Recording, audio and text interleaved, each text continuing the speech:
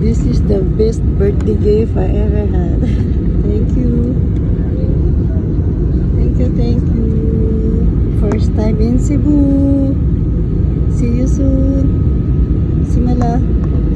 Pops.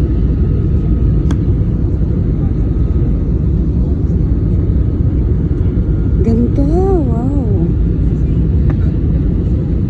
Grabe, ang ganda pala dito.